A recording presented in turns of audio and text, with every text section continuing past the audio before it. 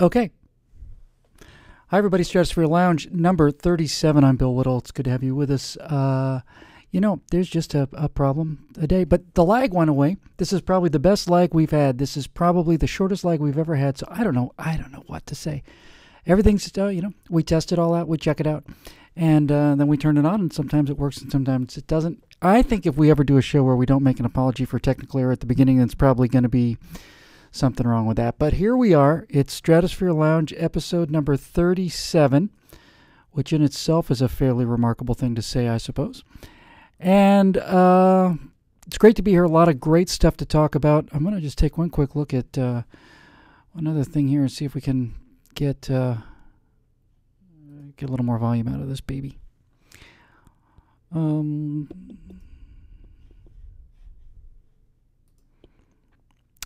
You know what? Not going to play with it. Anyway, here we are.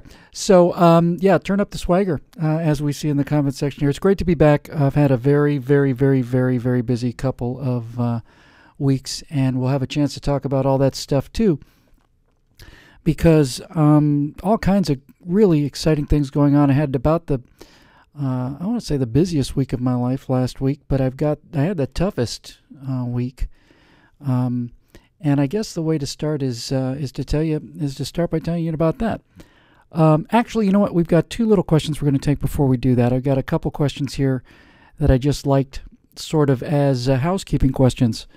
So we'll do those two first, and then we'll get on with the rest of the show. Hang on one second. Let me check a little setting.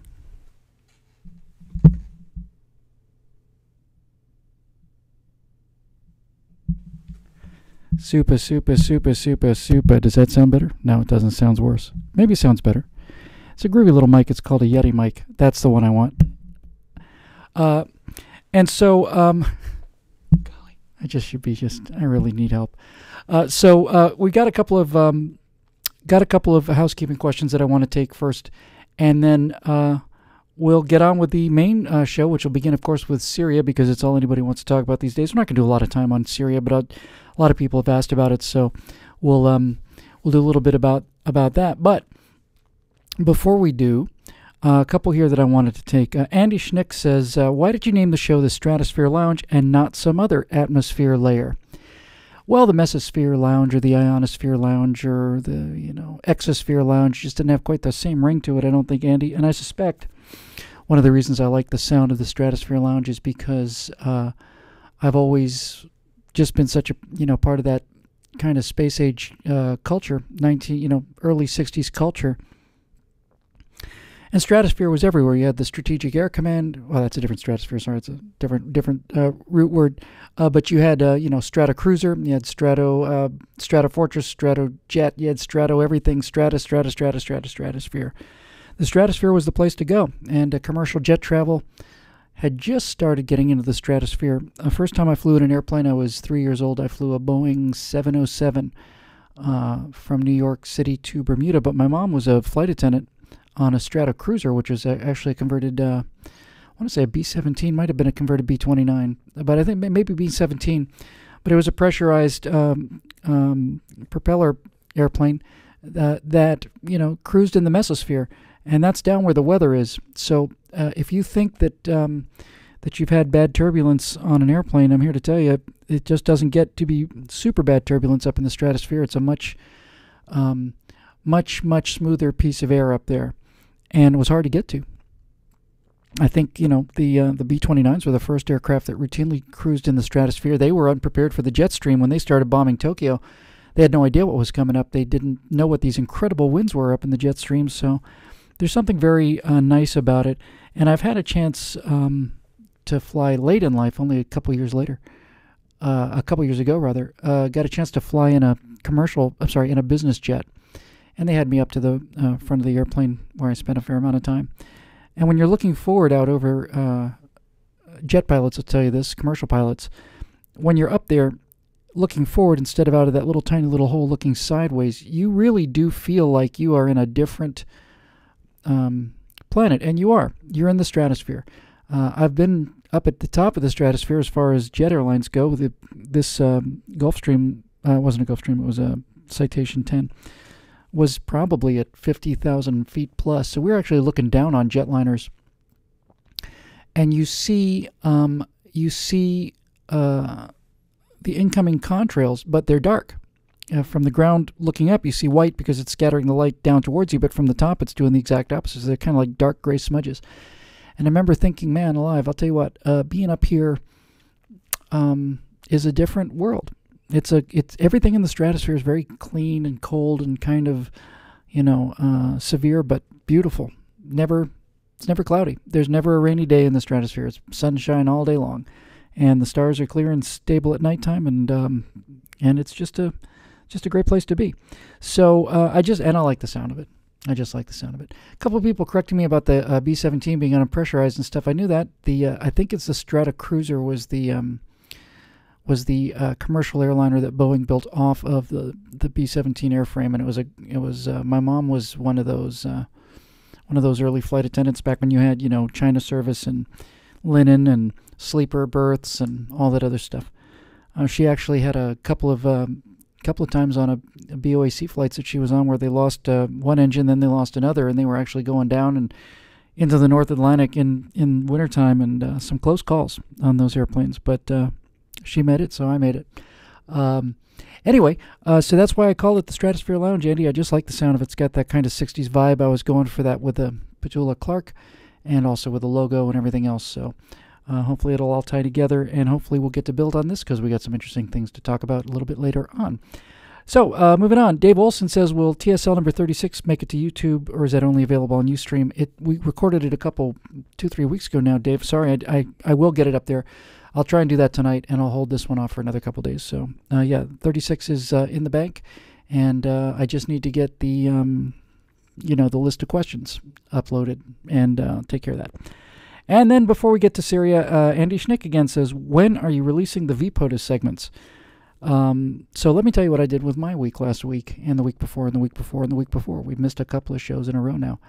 On last Wednesday, we rented a lot, and we shot some segments for the virtual presidency. Do you want to guess how many we shot? We shot 11 of them, and they look like this. Now, I just rigged the background in a super hurry. We've got a feature film compositor, one of the best guys in the business, is going to do the rest of the building. He's going to do the walls. Going to do the whole Oval Office digitally, but we used the actual replica of the Resolute desk, which is from the West Wing. So a little bit of revenge there, and I think you can tell, given the quality of the props and the fact that we were actually, really doing some extra a level of quality that we've never really touched before, for various reasons that I'll talk about later too. So that's me at the Resolute desk during the shoot last Wednesday. We did 11 of them. Each one of them is about 1,200 words, so about 5-6 minutes. I shot a sequence, a whole DVD, in one afternoon called, it's going to be a video series called Your Government. And here's another picture. I got to tell you, this is going to be my new Facebook picture here. I just love that picture. I just love it. I actually feel like the president in that picture. I feel like, I'm sorry, they're about to do what now? That they might want to rethink that. I'm crazy about that photograph. We'll get the background replaced, obviously, and we'll get the rest of the Oval Office in there. But that is a nifty shot. So we shot 11 of them, and much the same way as a couple years ago we did the What We Believe series. I wrote a whole DVD, and I basically wrote and recorded a whole DVD in an afternoon. It's called Your Government, and it features, it's kind of like an instruction manual spoken by the president in a series of fireside-type chats from the Oval Office where we discuss how we're going to get our government back, how you're going to get your government back. So we basically have a chapter on foreign policy, we have a chapter on defense, we have one on education, one on spending, one on all kinds of things, 11 different things. And we're going to release them every other week, but the DVD will be for sale as part of a launch of a thing I've been teasing for a while, and I'm going to have to keep teasing a little more because you guys are the hardcore fans, but we're going to basically just reinvent everything middle of September. And this DVD called Your Government will be available, and it'll be something that you'll be able to get and just see them all, have them all there. We'll probably do a Blu-ray version of the DVD because we shot it in HD. We shot it on our Red camera, which we purchased, thanks to some very, very generous and patriotic people who put up some money for the virtual presidency. So you can see from this picture that we're just really in a whole nother league here, production-wise. And I genuinely feel like the scripts were up to it. It took me almost 2 months. I really do wish I could tell you that it took me 2 months to write them, but the fact of the matter is it took me about 2 months to think of them. I wrote them all in, with the exception of the first two, I wrote 9 of them in about 2 days, 3 days. I just had to wait until I was out of time and the angel of death was knocking on the door. But I did give them a lot of thought. We had a chance to really review them and have a bunch of different people streamline them, edit them, trim them down, get them into fighting trim, just sort of polish them up a little bit in a way that we usually don't have time to. Here's a behind-the-scenes shot. So you can see, when you see the DVD, I'm told by the people whose work I've seen, I'm really super crew and very, very talented compositing guys going to be doing the work on this. And he's pretty much convinced me that you won't be able to tell that I'm not in the Oval Office. So when you do finally see the segments and you do get to get the DVD, if you decide to buy it, it'll come out for free eventually, every other week. But 11 segments is, pretty near 6 months. So we'll start releasing them in end of September, and the last one will come out in March or April. But he tells me that we'll pretty much have a hard time telling I'm not in the White House, given all the practical sets that we had there. We had practical flags, practical desk, practical chair. But obviously just having that Resolute desk adds so much, and added so much for me too in terms of the performance. I really actually do feel like I look like the president in these shots. I just felt like the president and dressed like him, and the haircut and everything. I just back again to all of these things. So it really, having that physical presence really helps. And we're going to do something else too. Part of this launch thing that we're going to be doing. This is not. She just came by to visit the set. This is my friend Lina Loudon, and that we saw that picture. And again, it's just kind of a super quick rigged background, but I saw that picture, and then I saw this picture, and I thought, my God, it's a sitcom. It writes itself, It's Mr. President, one of our boomers has just had an authorized nuclear weapons launch against the People's Republic of Turkmenistan. Lida! This is my friend Lida Loudon, who I met at CPAC in 2009, and she was 14 at the time, and she was standing in front of a large group of people just laying out the conservative message, just laying it out. And just terrific. Interviewed her on PJTV, and we've been friends for 4 years now or so. And, when I go around the country, I do a lot of speaking to public groups, and I get a lot of people saying, yeah, we got to reach young people, Bill, we got to reach young people. And I'm all about reaching young people, But if you're talking about reaching, 15-year-old, 16-year-old, 17, 18-year-old kids, especially 18-year-old boys, you can try this guy. Or if you really want to get the message across, you can try some of this. Lida's showing off a lot of attitude there, and that's kind of what she does, is the attitude. But the fact of the matter is, she's really, really smart and fearless. It's a hard thing to swim upstream in that youth culture. She's just fearless. And I've known her for a long time. I've known her mom, Gina Loudon, does a show called The Dr. Gina Show, and is one of the Politichicks who we often did the conservative, hottest conservative in America contest, in which I came in third, although asterisk first white guy in the in Barack Obama's post-racial America. I'm the hottest white guy according to the Politichicks in the conservative movement on the right. Small pond, big fish. God. But we're gonna do some Light Aloud segments too, because we need to get in this fight. And what we're really trying to do with this relaunch, again, I'm sorry to be teasy, but I have to be teasy. We're gonna, middle of September, gonna really kick this thing hopefully into a whole nother gear, and get out there and start moving this cultural needle. And if you're gonna reach young people, you've got to be young people. You gotta understand it. I've talked with her about some of the scripts and how we're going to shoot her segments as opposed to mine, which we'll continue to do. Firewalls will, obviously we just did 11 virtual presidency things. We'll continue to do all this stuff.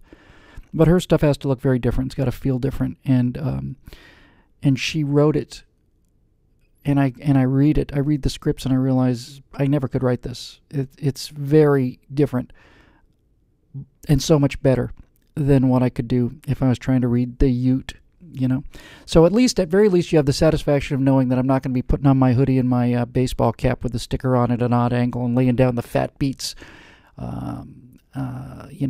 We're gonna reach young people the way that we should reach them, through young spokesmen, and we're gonna do a lot of new things. Gonna do a lot of old programming, and we're gonna be bringing in some new programming too. So we're real excited about that. And those of you who've seen BillWhittle.net, which was sort of a failed experiment, it kind of went up, and then we kind of got on the Facebook page. But if you were to go, let me just make sure I'm not about to blow my foot off in my own home here. So give me 1 second. I should have checked this in advance, but that's what happens when you don't have producers. Come on. Really? Okay. I'm glad I checked. Oh, I didn't spell my own. I didn't spell my name correctly. Hey, there you go. What do you know about that? If you are so inclined, anytime during this broadcast or after the broadcast, if you want to go to BillWhittle.com, you'll find an interesting welcome page, and we'll continue to add some more of that, some of that stuff. And seeing some questions in the comment section from some of these pictures we showed earlier. It said, is that a RED camera? It is. The RED is a camera that's used for a lot of feature films, and when we started shooting on the RED has 4K resolution. That's 4,000 lines of video vertically, as HD is 1080. High quality HD is 1080. So we are shooting on the RED, and we're shooting at a level where we can basically do it in one pass now. All the firewalls and afterburners that I've done so far have been done twice. I do them once in a wide, and then I do them once in a close-up. And now with the 4K resolution on the RED, I can shoot it once as a mid shot, and then there's enough resolution so that I can just digitally push in. So, yeah, we're gonna have some fun, and we'll talk about this a little bit more as we get deeper into the show later on today. But we did shoot. They're in the can. When I say in the can, they're on the drive. We've got 11 of them in a series called Your Government. It's a instruction manual on how to get your government back. I get a bandwidth warning sign, and that makes me very unhappy because I put a lot of money into the bandwidth here. Looks like it's back. Hopefully we didn't drop the show.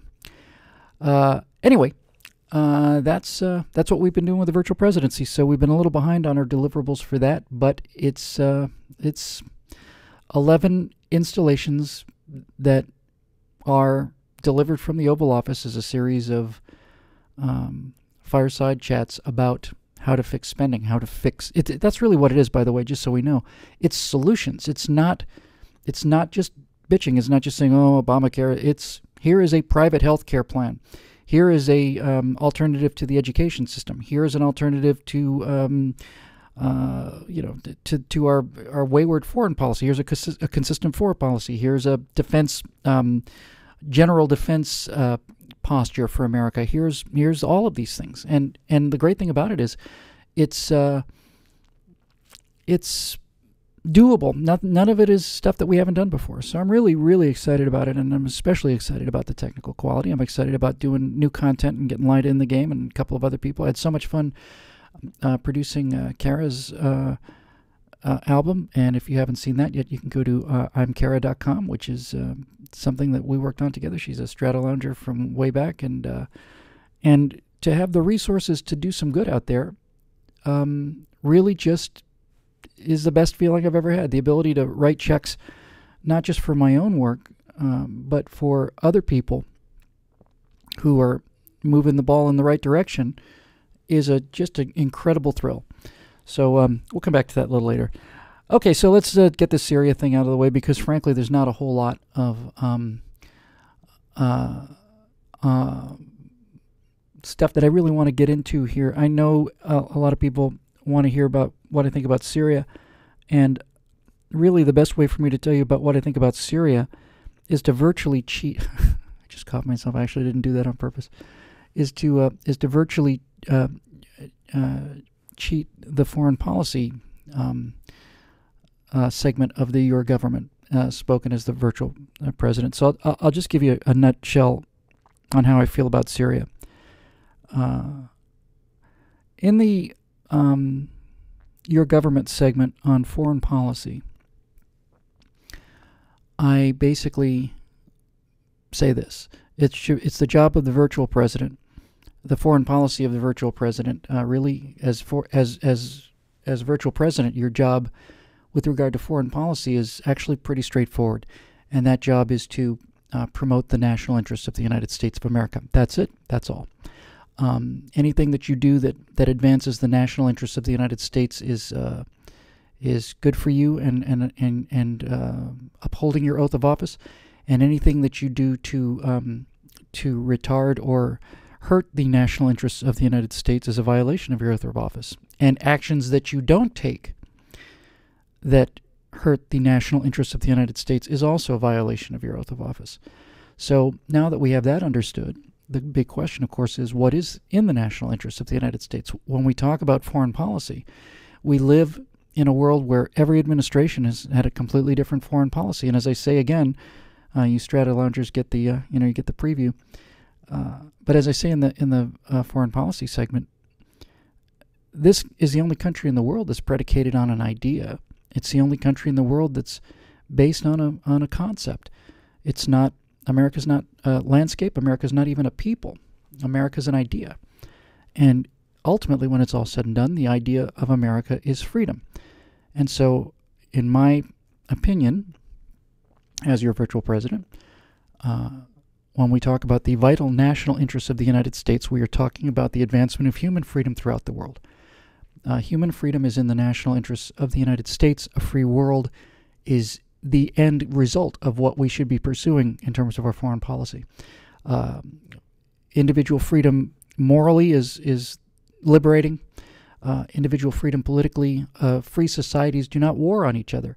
It's in our national security interest. Forget just our national interests. We have many different interests nationally, but it's in our security interest to have a free world, because democracies do not attack each other. It's never happened in human history that I'm aware of where a democracy has attacked another democracy. So a world that is completely free is in our national security interest. A world that is economically free is in our economic national interest, because we excel at free trade. And in fact, to the degree that we're not competitive, we're only not competitive because of the regulations that we put on our own feet, and I have a segment on regulations as well. So it is in the national interest of the United States to pursue freedom around the world. And the question then becomes, what boundaries do we respect, and how far do we go in the pursuit of those aims? And the way I broke it down was to say, we have to respect national boundaries. We do not, in my opinion, have the right to enforce freedom at the point of a sword on other countries. And not only do we not have the right, it doesn't work. You cannot enforce freedom on people that either aren't ready for it, don't want it, or aren't prepared to fight and die for it. With that said,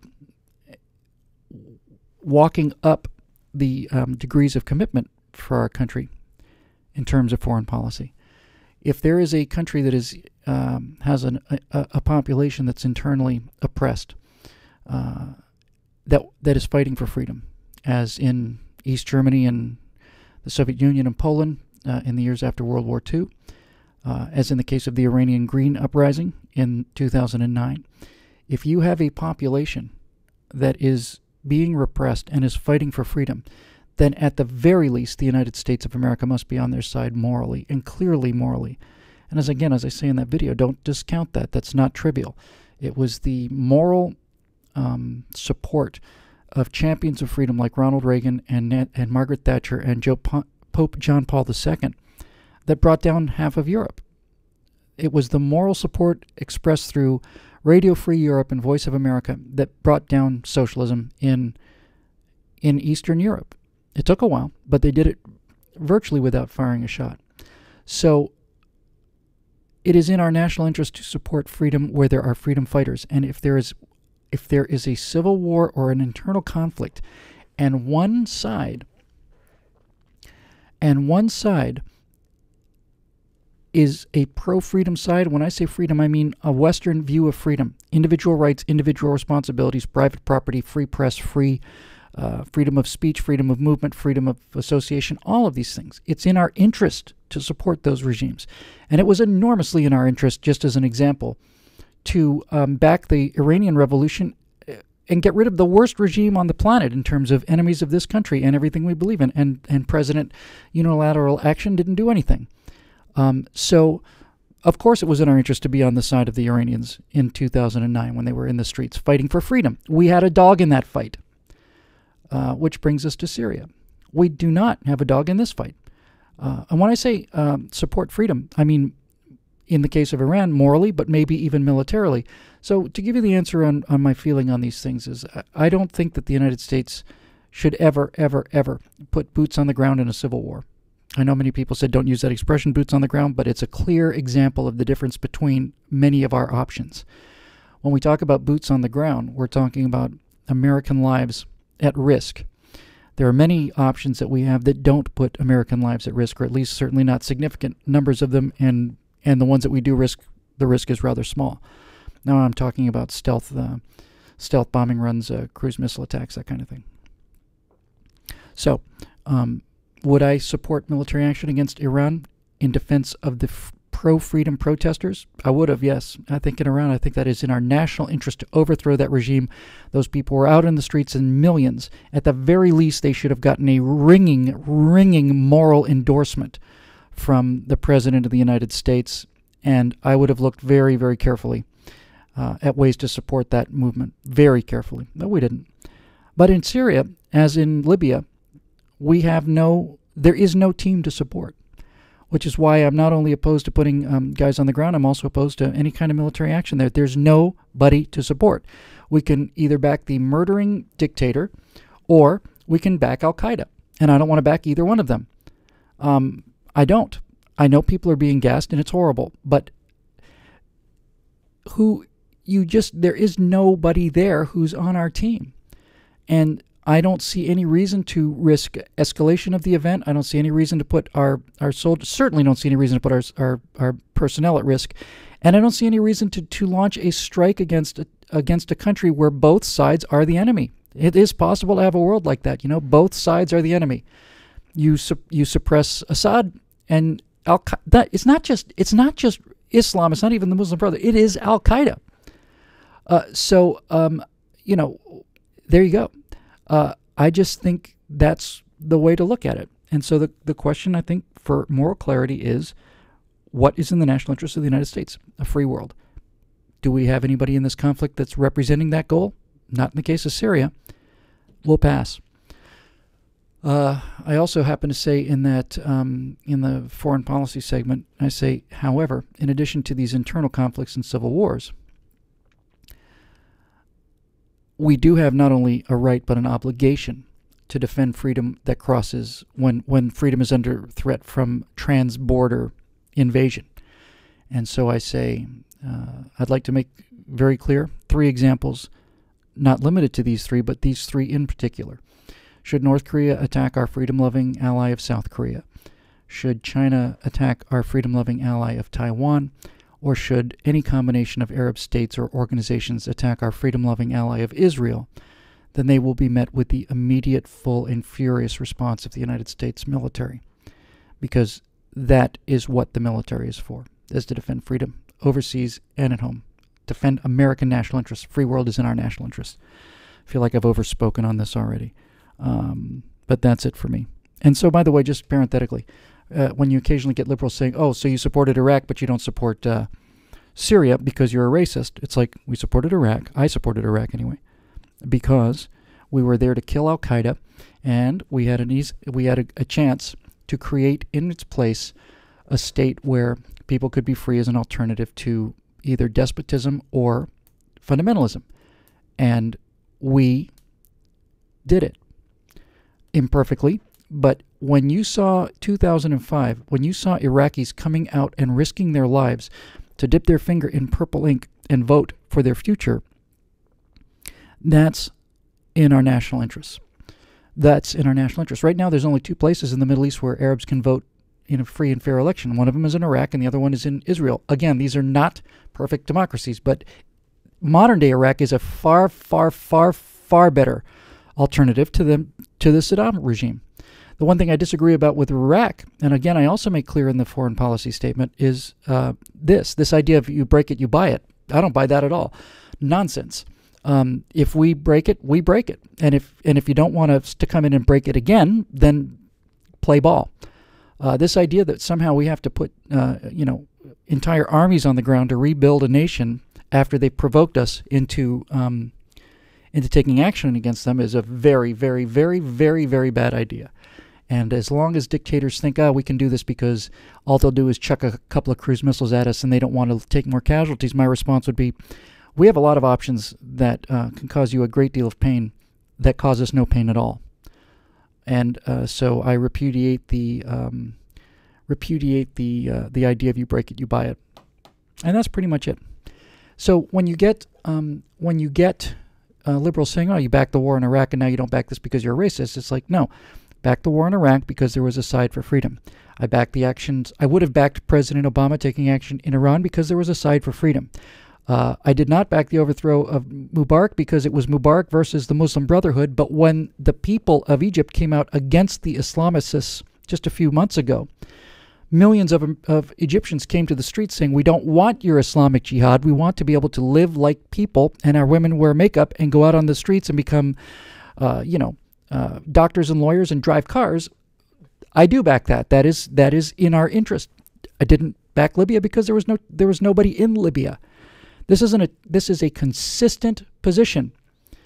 It is a consistent position to take, and if we were clear about things, as I say, finally, not to quote the whole damn piece, but if you are clear that a free world is in the interest of the United States of America, is a primary national interest of the United States, then an observer should be able to sit anywhere in the world and look at any conflict on the face of the earth currently or throughout the past and say, is one of these teams fighting for human freedom? Yes or no? And if the answer is yes, we're on that side. If the answer is no, then we shouldn't be there. That's all I have to say about Syria. Moving on. Spencer Bellamy had a quick question, which I'm just throwing out there so people can remind me next week or 2 weeks from now. Next week, I guess we'll do the one-word question, which we've been putting off. But I just like this idea. Spencer Bellamy said, you should do a show with a 1,000-word question, as in a picture is worth 1,000 words. So yes, somewhere in the near future, we will do a show, Stratosphere Lounge show, where on Facebook you post a picture, and I'll take that picture, and that's what we'll talk about. That's a brilliant idea, and I just wanted to mention it in passing. I really like it. Spencer's a terrific idea. So Matthew T. Bradshaw says, this is one of these offbeat questions that I like because I can answer very quickly, which means, 40 minutes. What time period would you travel to, past or future, and what would be your job or duty? I can't predict the future, but I can certainly tell you what I would do in the past is crystal clear, didn't take any hesitation. That's why I took the question. If I had the ability to go anywhere and any time and do anything, I would be a Spitfire pilot in the Battle of Britain. I don't think it got better than that. I think the idea of those guys just taking off, 4, 5, 6 times, 7 times a day, and climbing out in that amazing, beautiful airplane, just it's so graceful and so beautiful. The P-51 looks like a muscle car. P-51 looks like a Camaro. The Spitfire looks like a Jaguar. It's all curves and lines and smooth and those incredible elliptical wings. To fight in the air in defense of your country against pure evil is, to me, as good as it gets, and I would love to have been a Spitfire pilot in the Battle of Britain. I would have tolerated being a Hurricane pilot, but it's just not quite the same thing. Even though most of the planes were Hurricanes, about 2/3 of them, I guess, were probably Hurricanes. The Hurricane carried the bulk of the battle. It's probably more like 55, 60%, something like that. But the Spitfire, yeah, just I mean, just the thought of that makes me a little, just a little moved. Not a little moved, a lot moved. I didn't think about that. You're 20 years old, 19, 20, 21 years old, and it's dawn or early morning, and all of a sudden the radar station starts seeing these blips and giant Valhallas full of German bombers coming in, and saddle up and off you go. And then you've got a long flight to altitude. Certainly you've got 15, 20 minutes at least to climb to altitude. You're vectored to intercept position. And then it's, 5 or 10 minutes of pure terror. Going after the bombers is harder than it looks. The bombers' defenses are, they're not trivial. You gotta know how to do a deflection shot, because if you come in behind those guys, you're a sitting duck, and so are they. But the Messerschmitts are flown by guys who just had, the entire Spanish Civil War and France and Poland to get some practice. You got to fight those guys off. The great advantage, of course, in the Battle of Britain is if you get shot down, you come home over friendly territory, but a lot of guys got shot down over the English Channel, and a lot of those guys didn't make it. So, yeah, Spitfire pilot, Battle of Britain, without a doubt. Mike Bradshaw, great question, thanks. Moving on, because we got to keep this a little simple today. Jenna Rianne Murphy asks, are you taking interns? I'll get there early, stay late, and you don't have to pay me. We will be taking interns. We've got a lot of stuff that's going to be happening and really going to blow this thing open. And the only reason I took your question, Jenna, is I'd love to, we can have a talk about interns. And we can talk about what can be done either locally or over the internet, because I think there will be some work that we could certainly use done. But I want to have a word about interns. And this is for me personally. I have no problem with the idea, with the concept. I have no problem with it at all. I started out as I certainly wasn't, what's the word I'm looking for? Official enough to be an intern. I just started out working at the Miami Planetarium because I wanted to work there. So I went there and hung out there and took tickets and showed people to the seats for free. And then eventually they started paying me. But I have a feeling about people who work for me, and that feeling is that if you're going to do work for me, you're going to get paid for it. It's just a philosophy. And it's not just a philosophy, it's a fundamental core belief. We just did this virtual presidency shoot in a town that is notorious for broken deals and lies, late payments, no payments, partial payments. I've spent my entire life out here dealing with those people and that kind of business environment. And so foremost on the list of things that we did on this shoot, that was really the first shoot that I've ever completely controlled. That shoot last Wednesday was the first time it's ever been my content, my direction, and my money through generous donations to this whole virtual presidency idea from some really patriotic and very, very good foresighted patriot people. But I just decided not only do I want a reputation as being a good guy to work with, I want a reputation for being the best guy to work with in town, for all of us. And so we basically said, if you bring your invoice with you to the shoot, you'll get a check that day. That's unheard of out here. Really unheard of. You just go home with a check. And we did that, and that was well appreciated by the crew. We had we're 6 minutes late for lunch, so we offered up some kind of lunch penalty. I don't know, was it $15 or $50, one or the other, because we were late. Some of these things bother me a little bit, but that's the rules. And one thing we definitely did was a couple people came up to us. We'd booked them for a 10-hour day, and we would have made it in 7 hours easily, but because it was 105 degrees in Burbank, it was really hot in the studio, and because it was so hot, the red camera, the fan kept kicking in, and that caused us to have to break. And so because it was so hot in that studio, which is our problem, not anybody else's problem, we ended up going about 2-3 hours longer because we had so many interruptions due to the fact that the camera would just kick in. So once the camera overheats to the degree that fan kicks in, it keeps recording, but it blows the audio. So we'd have to basically just shut her down and take a break for 10 or 15 minutes. We probably had, we must have had 20 of those. So we we basically ran a little longer, not a lot longer, maybe 10 and a half hours. And some of the people said, hey, you know, we gave you a 10-hour day at our 8-hour rate, but over 10 hours, could we get a prorated, hourly expense? I said, not only do you get it, but you'll get it for 8 hours, not for 10. Once we go over 8 hours, we'll pay you that overtime. I didn't have to do that, and I'm not trying to overly aggrandize myself, other than to say that it's amazing what you can accomplish when you play fair with people and treat them with respect. And those people want to come back and work for you again, and you want them to work for you. And someday that'll pay off.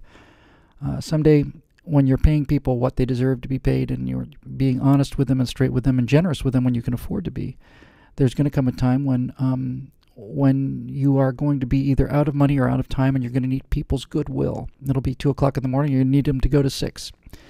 And legally and morally, they have the right to just go home, but they won't. They'll stay with you if you treat them right. And that's my attitude about capitalism in general. Is I've never felt that this screw the worker thing was sound business. Forget about whether or not it's doable, legal, or moral. It's just not good business. And so relations with your employees are critical. And that's why I took your question, Jenna. It'd be lovely to work with you or with anybody else, who we can arrange a intern-type ship thing with. But if you're going to do some work, you're going to get paid for it. It may not be a whole lot of money, but it is. It's something, and that's what matters, right? I mean, many people have donated or offer to work at far below what they're worth, but at the very least, you should get something in exchange for this. Is what I believe is my political philosophy, and it's my moral code. So we'll see what happens when we open the doors in a couple weeks. Moving on, Patrice Franklin asks, I have another question. Do you ever get your freak on in the privacy of your living room? In other words, do I ever dance around in my living room? Used to when I was younger. Didn't use the tighty whities like Tom Cruise did in that great scene from Risky Business. Used to get my freak on in the living room, but now it's mostly in the car. Every now and then things will be going so well, and I'll just crack open something that I really like. I play some drums badly. I haven't actually been on a drum set in 10 years. But it's in the car when it happens. Every now and then it's just really just a super awesome mood. I think I put something up on Instagram or something of me lip-syncing to Daydream Believer. Took a selfie of myself singing Daydream Believer in the car at the top of my lungs, and it's a miracle I'm still alive. I should have, road curved, car went straight. So it's mostly in the car. Patrice's got a better sound system and better noise isolation. And by the way, I love to drive. I'm one of those guys who love to drive, and I love driving this car. I love this car so much. It's so well made. I bought it for the looks and I was shocked at how well made it is. It's really driven it hard for a year now, and the steering is just absolutely rock solid, and the fit and the finish is rock solid. There's not a rattle. There's nothing loose. It's a Chevy. It's really impressive. So anyway, I saw that question, thought it was amusing, so I took it. Moving on, Victor Kook, K-U-C, Victor Kook. I'm going to go with, sorry, Victor, if I got that wrong. How will you feel when MSNBC does a story about you? I'll feel honored.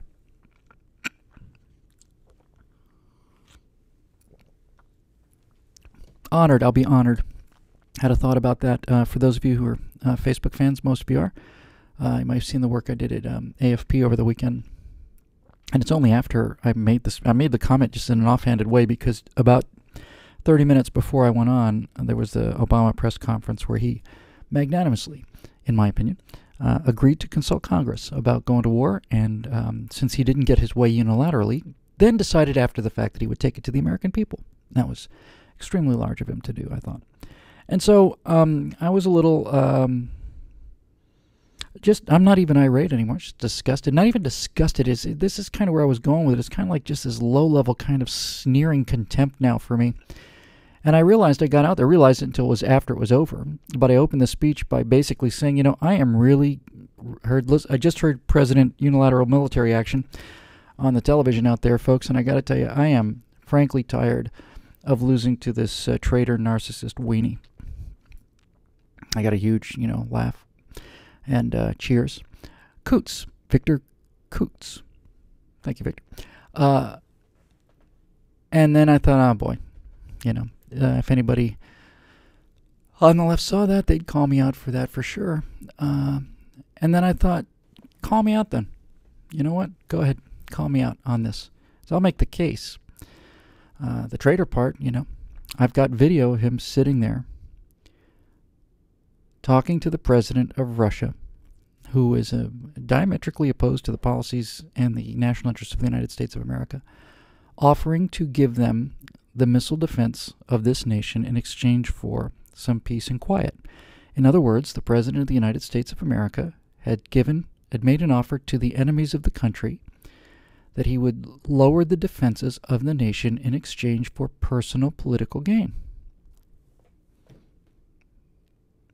If that's not the definition of treason, then there is no definition of treason. What was the arch traitor Benedict Arnold accused of? He was accused of selling out the defenses of West Point in exchange for personal political gain. That's treason. I saw him do it on camera. There's evidence. What else?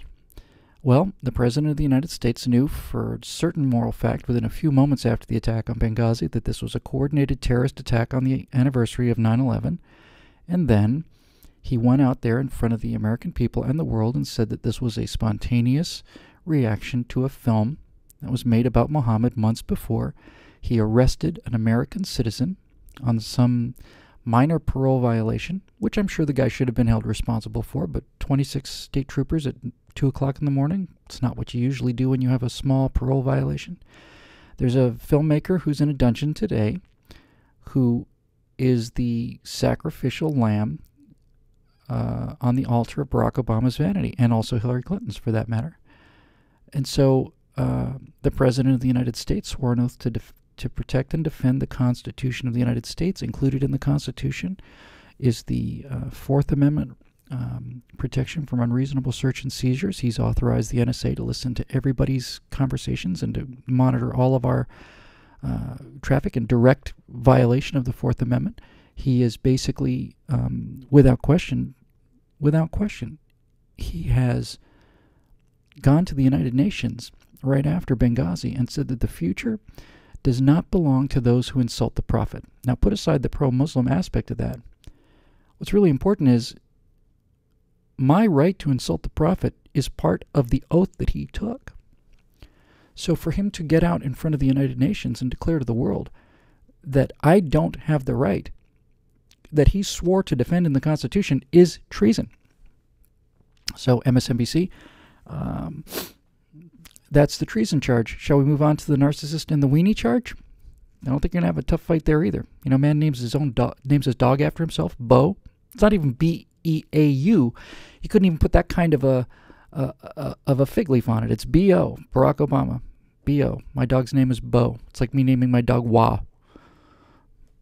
What's the dog name for? Well, Wah? That's an odd name for a dog. Yep. Why'd you name it Wah? W-A-W. Really?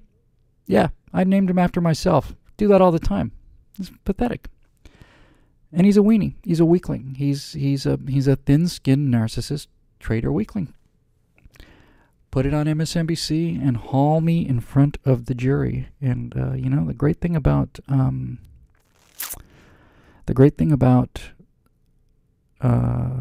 slander is that if it's true, it ain't slander. Moving on. Brandon Eiler wants to know, how do you defend the face, I guess he means fact, that a lot of founding fathers were slave owners? He had two questions back to back. They both sounded a little challenging, so I'll deal with them both. How do you defend the fact that a lot of the founding fathers were slave owners? Well, first of all, you don't really defend the fact. I don't know really what you want me to say there. Brandon, would you like me to say that that slave owning is wrong? It is wrong. It's a moral wrong.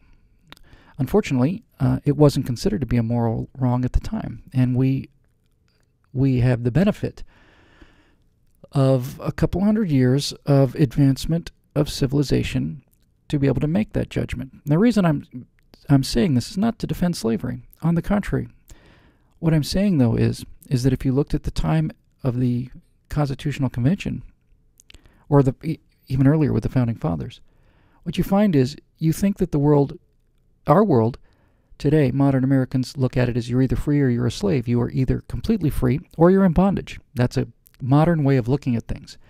At the time of the Constitutional Convention and the Founding Fathers, there was slavery, which was practiced around the world. There was indentured servitude, which is a form of slavery. There were internships that approached indentured servitude, and nobody really was free in the sense that we really understand it. Almost everybody was beholden to somebody else, and very large legal penalties and legal constraints on their behavior. It was a spectrum. So, number one, there is no defense of slavery. Owning somebody else is indefensible morally. However, it is a childish and puerile thing to apply the standards of 200 years to previous standards. And I'll give you two examples that you might find interesting. We may discover, I suspect we will discover, that animals have an intelligence far higher than we gave them credit for. Far higher. We may discover one day that cats and dogs have personalities and individuality. We may discover that they have thoughts, and we may discover that they have thoughts of escape. You will then be judged by that standard because you kept pets. Some people will hear this and say, I'm equating slavery with keeping cats. You're missing the point.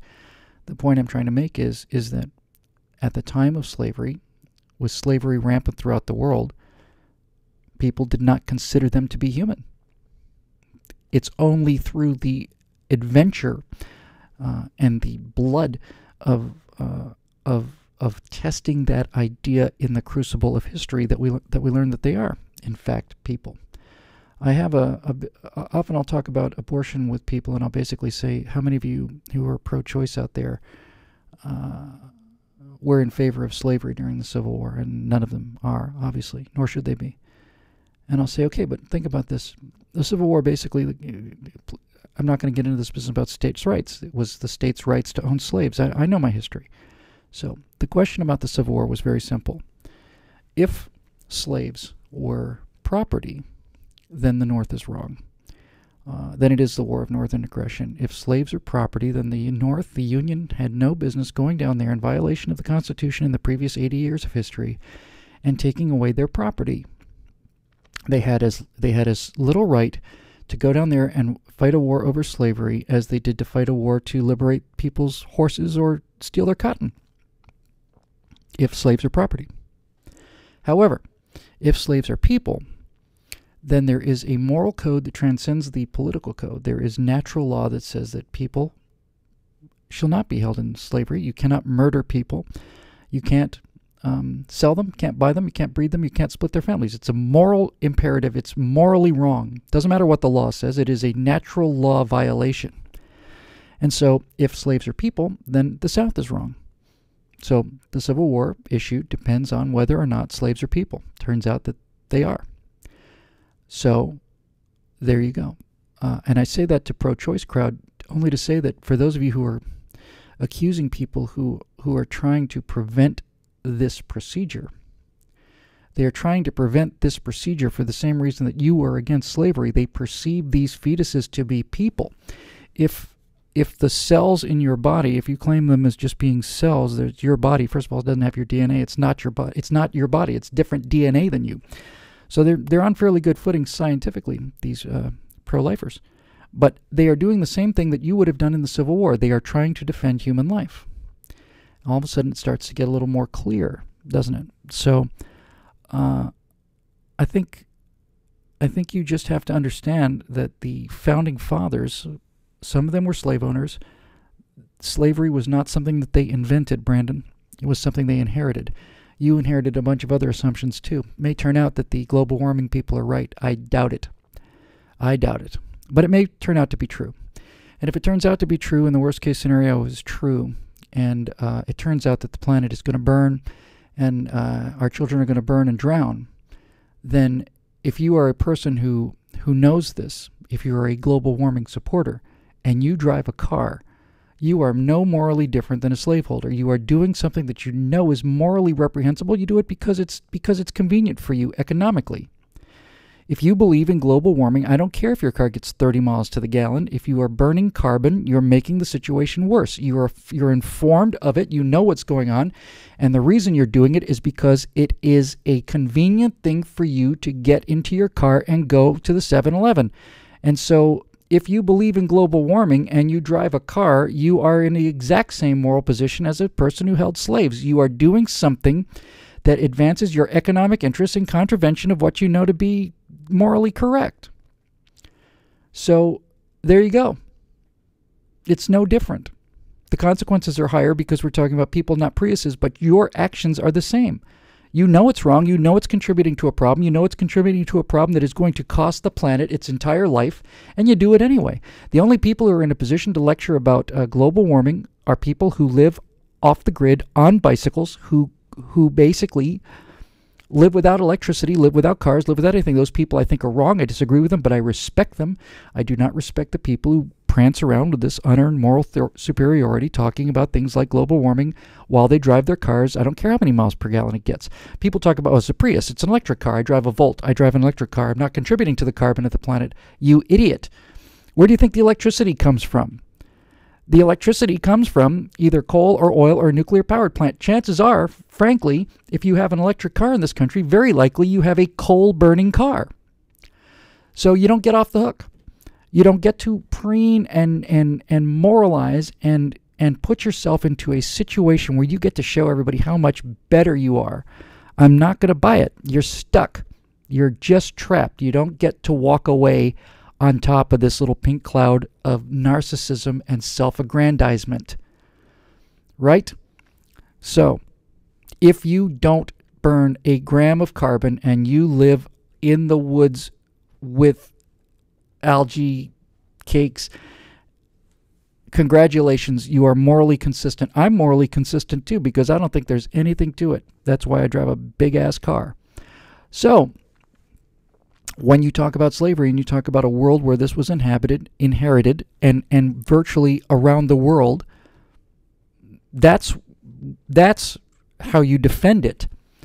I still think they're wrong. I still think it was an evil thing to do. I still think the idea that you could be a person who could walk through a field or ride through a field and whip other people with a whip and separate them from their families and put up with their wailing and crying, I think that's morally reprehensible. I think there's something wrong with you. I think you're evil, and I think you deserved everything you got. But I'm not so puerile as to say I'm going to judge you by the standards of the 21st century. I don't want to be judged by the standards of the 24th century because I don't know what crimes I'm committing. Although I suspect those people probably did. And Brandon has another question right behind it, so I'll take it because it's, I don't know, it just seemed like a 1-2 punch. If conservatives believe that life is sacred, then why do they support the death penalty? Well, Brandon, it's because conservatives, unlike liberals, understand the difference between cause and effect. It's really pretty much that simple. Conservatives understand that sometimes a cause precedes an effect. In fact, it always precedes an effect. That's why it's called the cause. Cause, effect. Do I walk down the street and just shoot people because I don't like them? No. Am I in favor of shooting somebody who comes through my window at 2 o'clock in the morning? Yes. Why? Because the cause of you coming into my window has set up a situation where I have plentiful evidence that this may not turn out to be a good operation for me. There's plentiful evidence that I might be murdered in my sleep or that my family will be murdered in their sleep. And so therefore, because of the actions that you took, your cause has set up a string of effects. You are now the initiator of everything that goes downstream from that point. So if you didn't want to get shot, you probably shouldn't have come through my window, right? Did I go through your window? No. You know why? Because I don't want to get shot. So conservatives can determine the difference between cause and effect, and we can set up a moral code that basically says that if you let people alone, because we all like to be left alone, then you can leave people alone so long as they are willing to pay for the effects of the causes that they create. Now, if we believe that life is sacred, in other words, pro-life, the question we get is, how is it that you're fighting for the rights of this fetus, which isn't really a full person, but you're perfectly willing to put into the electric chair a 35-year-old man who is in fact a full person? You hypocrites.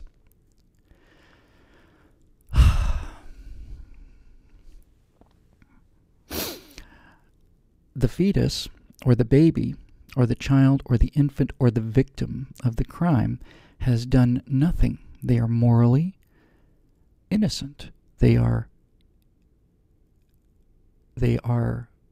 pristine.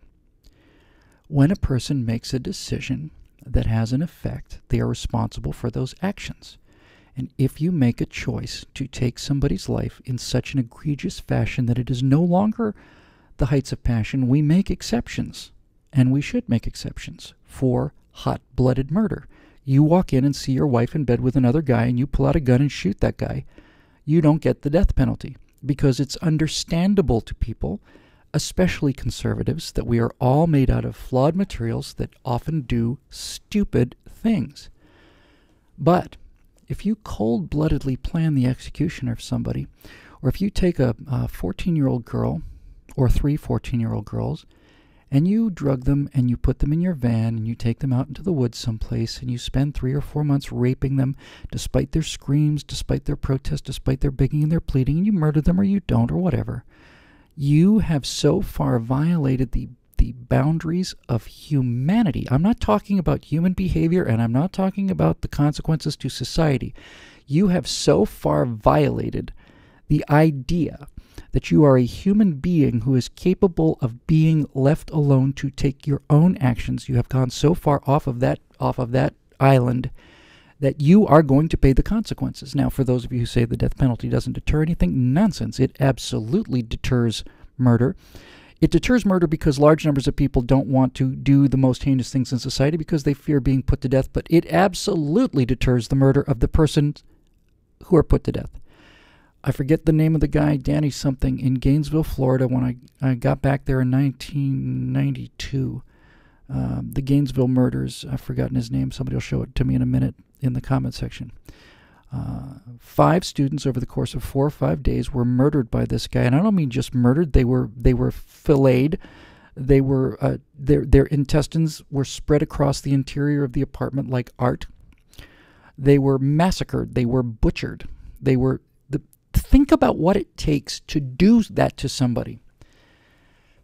Now, as we found out after this guy had killed those 5 people, taken 5 lives, destroyed the lives of every one of the people who those lives touched, destroyed the lives of their parents. Their parents were never the same. Neither were their brothers and sisters, never the same. Neither were the people that lived in those apartments. Neither were the people, all the young ladies especially, that went home from college.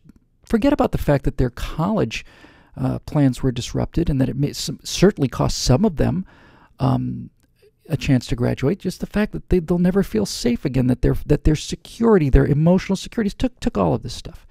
He took all of this guy, Danny, whatever his name was. Now, the thing that's so interesting is he'd murdered his father several years earlier. He'd killed him in cold blood. And he was sent to prison for a couple of years, and he was released. He went out and murdered more people. The death penalty deterred that guy. It would have deterred him. But it didn't. And so what you are basically saying is, Brandon, is that human life is the most precious, I don't want to say a commodity because it's not a commodity. It's the most precious state of existence on the earth. And it will be protected with the worst penalty we have. We basically are saying, as conservatives, as people who back the death penalty, this is the most horrible thing we can do to you. It is the most deterrent. It is the thing that most people fear more than anything. And so if it deters some percentage of people because it is the thing they fear the most, then that saves lives of people who have not committed the action. They are downstream of the event. It has saved innocent lives. Danny Rawling, thank you very much, Patty. If this guy had been executed for the murder of his father, those 5 kids would be alive today. And frankly, if people were killed with more, if this deterrent were more enforced, we would have less of it. And we know this to be true We know it to be true. Why is it? I was always so interested in watching, old westerns where you'd see a guy being hanged for stealing a horse. Jesus, can't hang the guy. He just stole a horse. Didn't even kill the horse. Stole the horse. How's this possible? Why are they doing that? Well, he's being hanged as a horse thief because he didn't just steal that man's horse. He stole his life. Didn't steal his property, stole his life. That horse was necessary to pull that plow. Without that plow, he's going to starve. That horse was necessary to get to the market. That horse was necessary to get his kids to medical care. That horse was necessary for him to survive. This guy stole the means of his survival. He basically murdered that guy. It became clear to me after a while. You get into things like this and you start, what do people expect us to say? Do they expect us to say, man, I love watching them burn. I love the smell of them in the morning. It's disgusting. It's a horrible thing to do. It is supposed to be horrible. And they fear it. Ted Bundy was terrified in the final weeks of his life. That makes me happy. That makes me happy on a purely emotional level. That makes me happy. He deserved to be terrified. And a society that understands that there are consequences to your actions, and that by eliminating the consequences to the actions, we will eventually cause so much to get out of whack that will eventually eliminate the freedom in the first place, which is what we do, has no problem saying things like this. Of all the sentences I ever heard about, I think the one that was probably the best, the most interesting to me anyway, just because it seems so brutal, and yet it was so morally clear to me, was the sentence that was given to the murderers that were behind the story The Changeling, the movie with Angelina Jolie, directed by Clint Eastwood. Didn't get a lot of play. It was based on a real kidnapping about a guy who kidnapped a bunch of kids, took them out into his farm, murdered them. I don't know, raped them probably too. Do you know what that guy was sentenced to? Think about this for a second. Apparently, the judge sentenced him. And I don't remember if it was 1 year or 2, but the judge basically said, I hereby sentence you to 1 year of solitary confinement in the state penitentiary, at which point, after the end of 1 year, you will be taken out and hanged by the neck until you are dead. And I thought, why would you do that? He said, the judge basically said, I want you to experience what those people experienced. Justice calls for you not only to be humanely eliminated from this population, but justice demands that you experience what you inflicted, that you fully understand what you did. And so basically the judge said, we're going to give you a year to know that you're going to be killed, and then we're going to kill you. So you get to experience something that those kids out there experienced. They knew that they were going to die, and they lived in terror, and that's what you did to other people, and now you are going away. But you're going to know what you did. Now, is that cruelty or is it justice? It's both.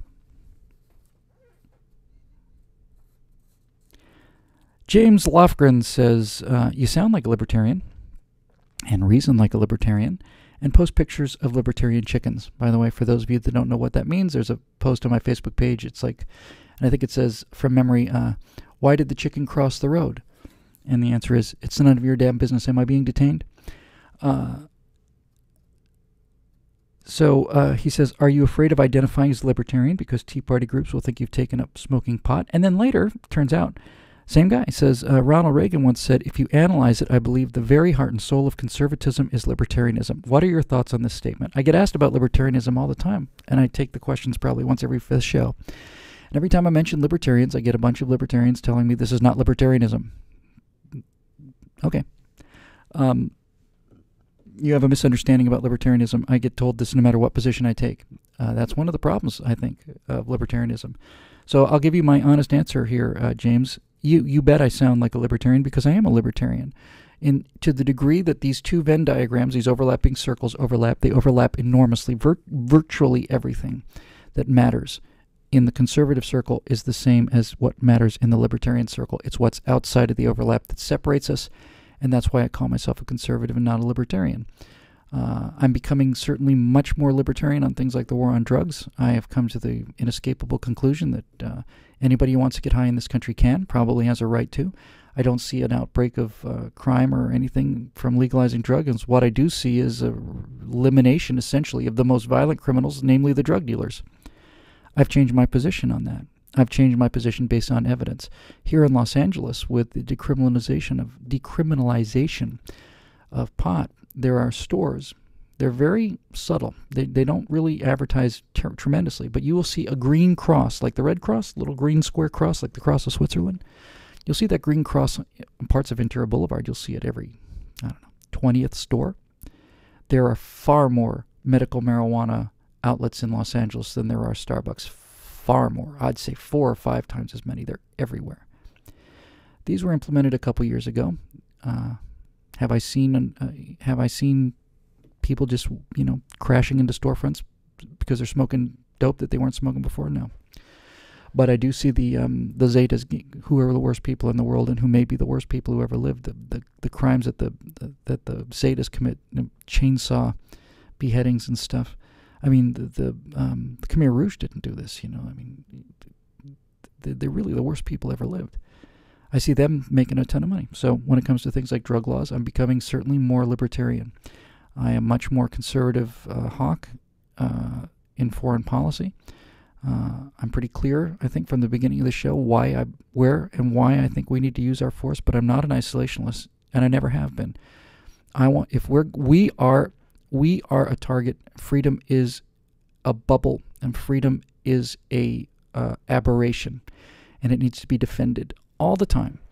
It is contrary to most human nature. It's absolutely contrary to human history. It needs to be defended all the time, and if we're going to defend freedom, I'd rather do it over there than here. That's why I'm a hawk. It's just that simple. I'd rather fight them over there than fight them here. So I'm a hawk, because I don't think there's a choice not to fight them. That largely separates out a large number of libertarians. But the thing that really separates me from declaring myself as a libertarian is, and here again, I know a lot of people are going to give me a lot of the different shades of what this whole thing means, but the ultimate fact of it is that I fundamentally believe libertarianism to be a form of utopianism, in the sense that when you get into the logical extremes of libertarianism, you are talking about a world where everyone is acting in their own enlightened self-interest, and everyone is leaving everyone else alone, and everybody's doing all of these things that we admire and that we know to work and that are protected by the Constitution. Everybody essentially is living constitutionally, which is swell, except that not everybody is that well behaved. And I think it's a form of utopianism. I think it is. I think that there are some standards that have to be maintained, and I don't mean. And now libertarians say, "Well, of course we have standards," and so on and so on and so on and so on and so on and so on and so on.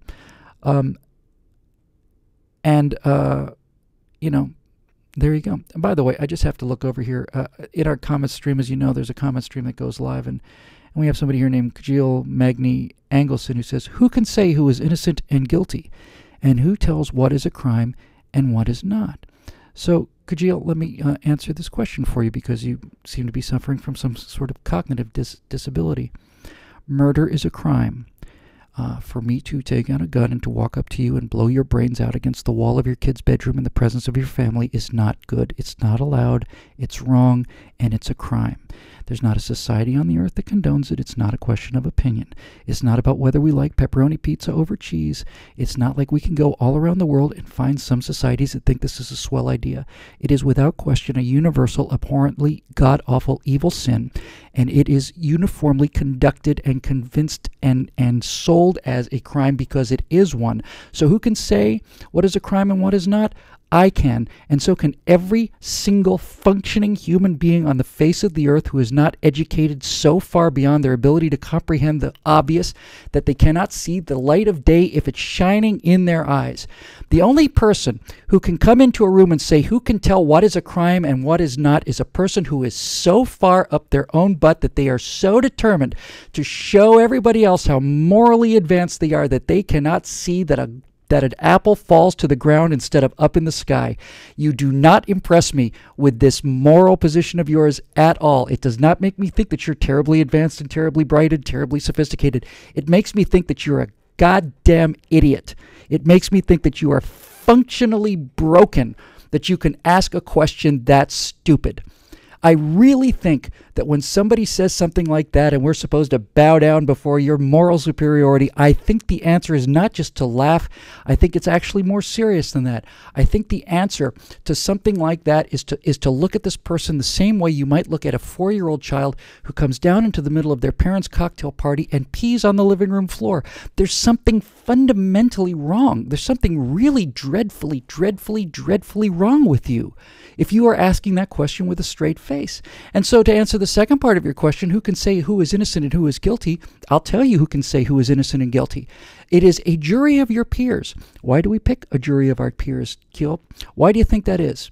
Well, because if it's a jury of your peers, we have a group of people who come from your cultural set, your economic set, your background, your culture, your everything. It's not a magistrate, it's not a lord, it's not a king, it's not an aristocrat who has certain privileges that you don't have. It is 12 people you don't know who you've never met before who come from the exact same society as you do. And if the 12 of them together can come to a conclusion that this is the wrong thing to do, then guess what? It's the wrong thing to do. It's the wrong thing to do. And I am so heartily, really heartily sick to death of people like you who actually seem to think that this makes you into a better person. You're not. You're wrong. You're broken. You're broken. You're the kind of person who literally cannot see things like you're the kind of person who puts their hand into a fire and looks down and says, "My God, what's happening? My skin is turning brown. And look how advanced I am." You're an idiot, man. You're not a moral. You're not a magnet. You're a cretin. There's something wrong with you. There's something really just fundamentally, seriously wrong with you, dude. That you can come into a room full of adults.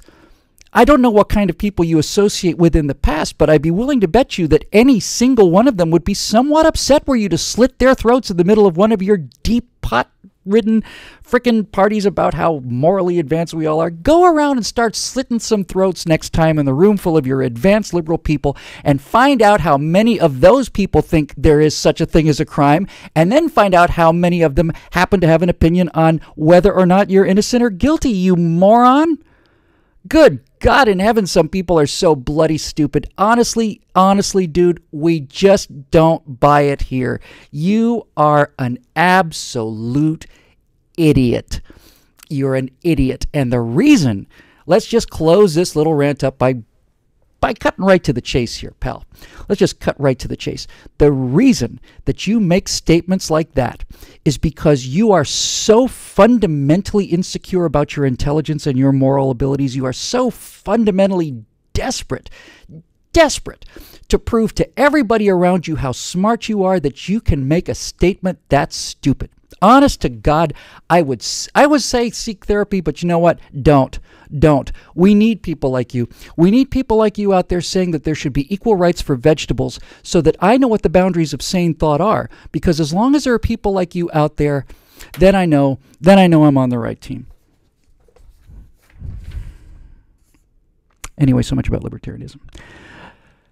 Zachariah Tiemann says, if you could go back and witness any one event in human history, what would it be?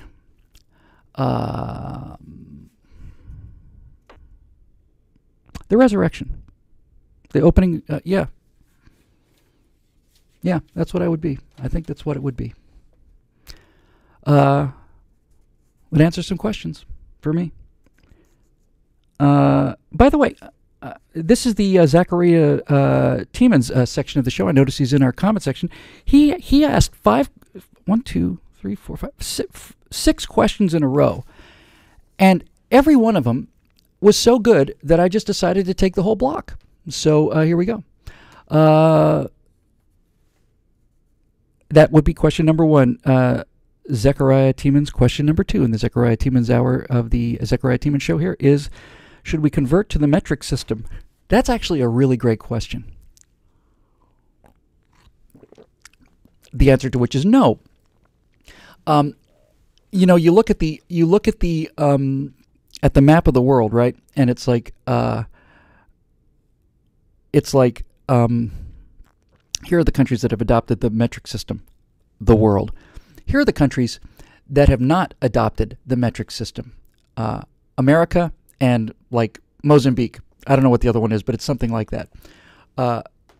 So why should it be America and Mozambique not converting to the metric system when everybody else is? And the answer is because it doesn't matter how many people are wrong. When you're right, it's okay to be by yourself. The reason, in my opinion, that we don't connect to the metric system is because the metric system has a mathematical elegance to it that appeals to people with simple minds. It appeals to Europeans and weenies who like to measure things in meters and you know, there's always I can't ever really get into the metric system without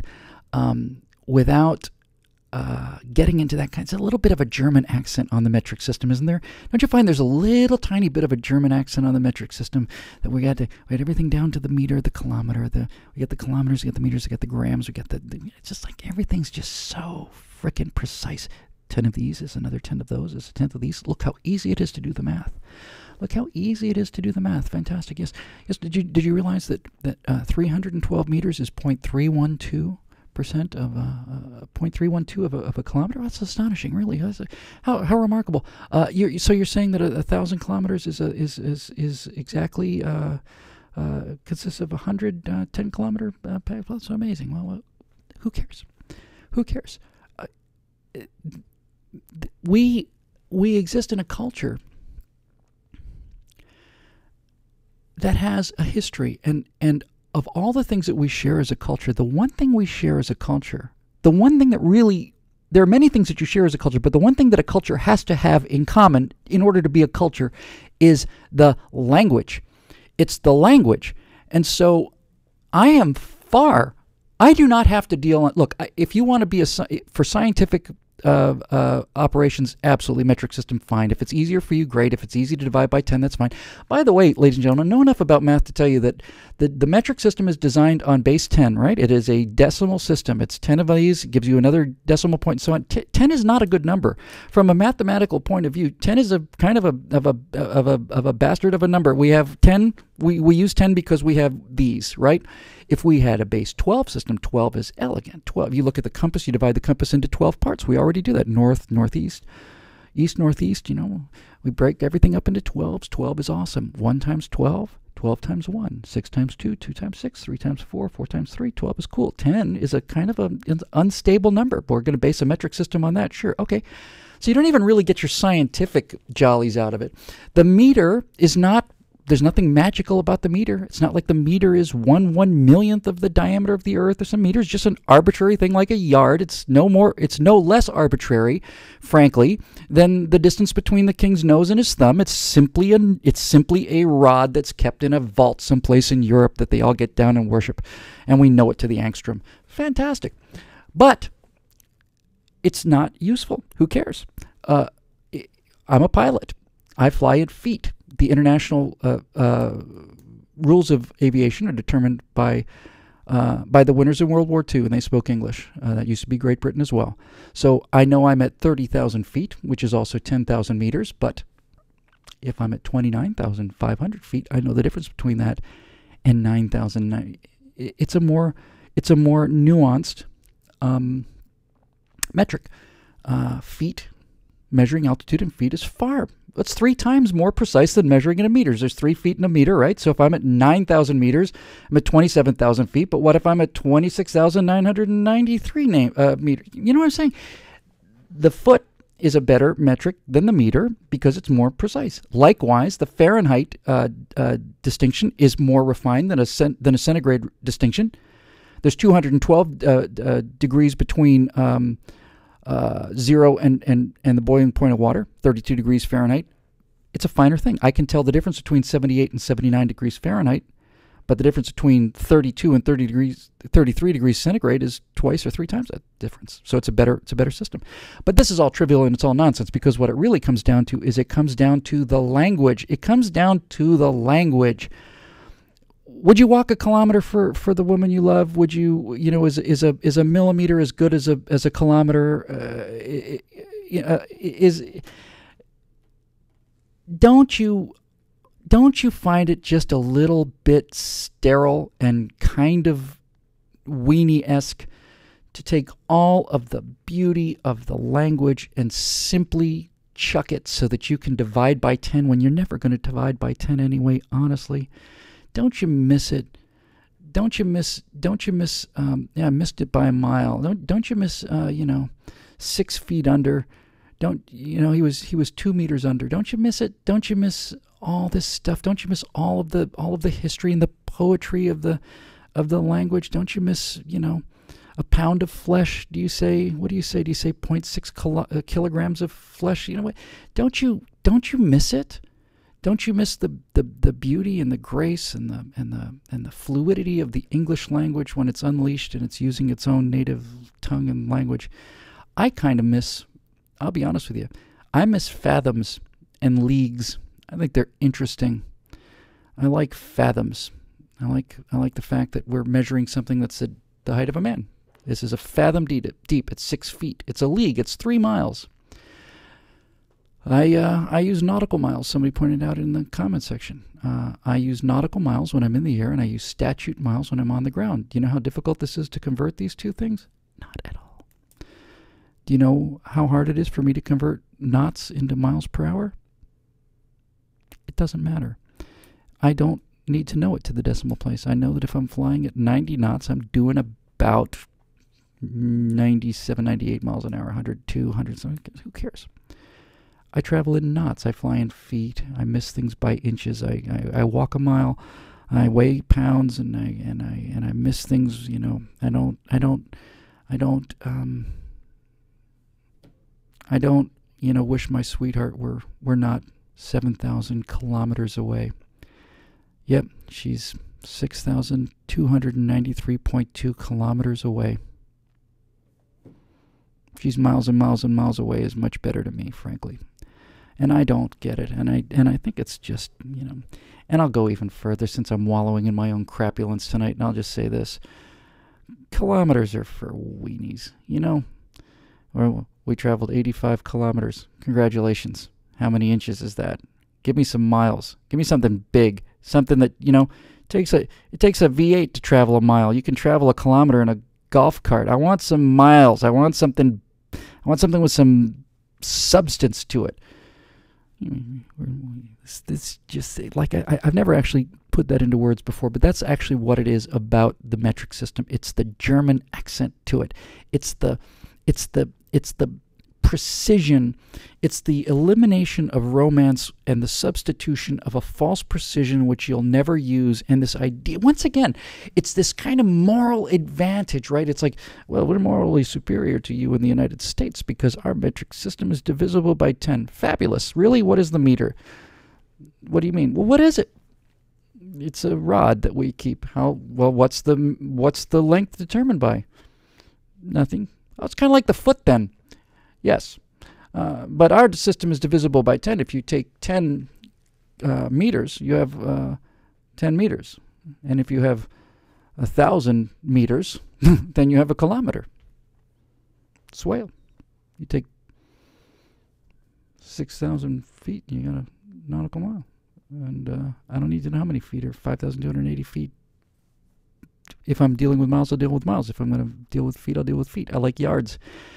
That's another thing, right? You're on the golf course. How far is the nearest, how far is this pin?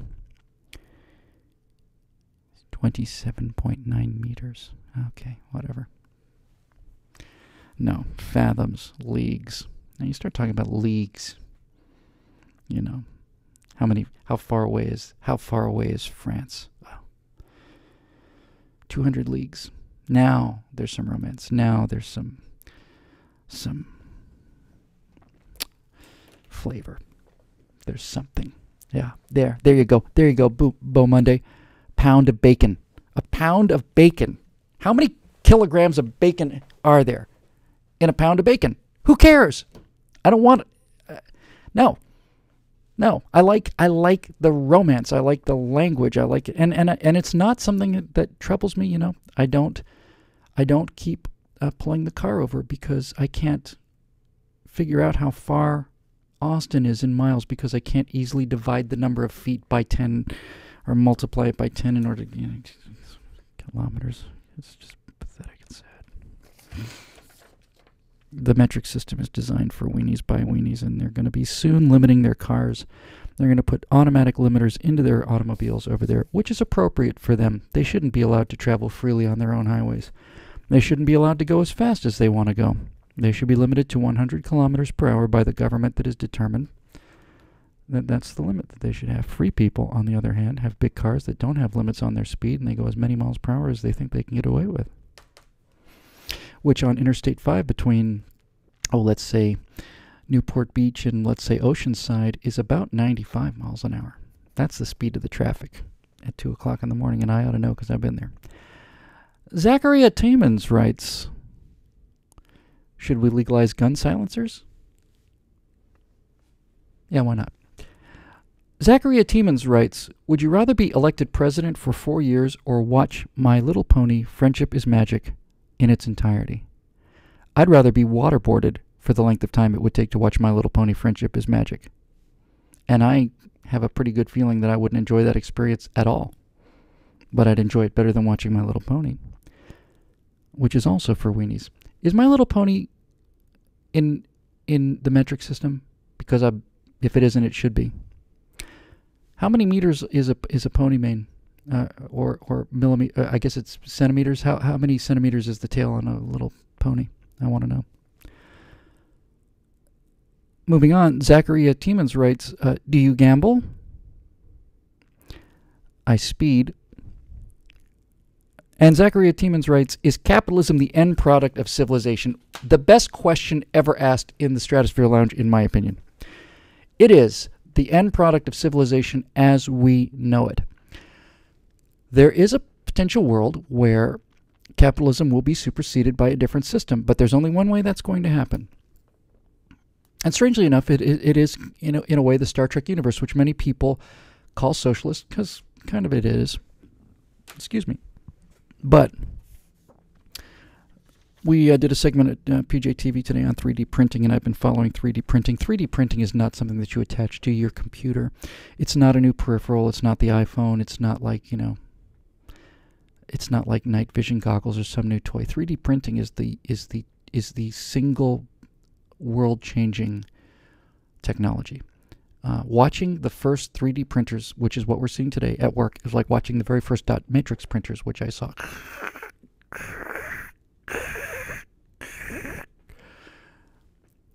3D printing means, well, I don't have the brain, none of us do, to understand the changes that's going to write. But the fact of the matter is, with a sufficiently advanced 3D printer, you never leave the house, right? You print your clothes, you print your everything you need. You just print it. You just make it. It comes, it appears. It's the replicator. It just shows up. A door opens, out it comes. I've seen with my own eyes. You can see them with your own eyes. You can see online organs being printed in 3D, where the structure of a heart or a kidney is basically being built up, where there is a matrix of kind of like a gelatinous matrix, which is the void, keeping open the void. And then where the kidney or the heart should be, a little 3D printer goes and deposits stem cells and builds it up. And then over the space of about 10 days, the gelatinous matrix just dissolves, and you're left with an organ. So you can print organs. You'll be able to print meat. They've already done, what was it, the $300,000 hamburger, where they made a hamburger out of muscle tissue, which was basically cloned.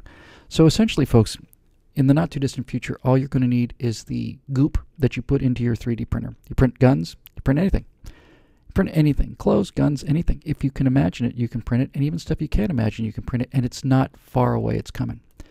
So, why do I bring this up? Well, if you had a world of nuclear fusion, and you had a world where 3D printing was... See, here's what's interesting about 3D printing, folks. You know the first thing you print with a 3D printer? What's the first thing you would make with a 3D printer? Another 3D printer. Then you've got the Santa Claus machine. So if you had unlimited power in the form of relatively inexpensive fusion power, let's say, and the ability to print anything, you really are in the Star Trek world now. You're in a world where the cost of service, the cost of goods is essentially zero. It's zero. You rapidly can reach a world where material goods, all the way up to automobiles, is pretty near zero. At that point, capitalism may be supplanted by something else, although I don't know what.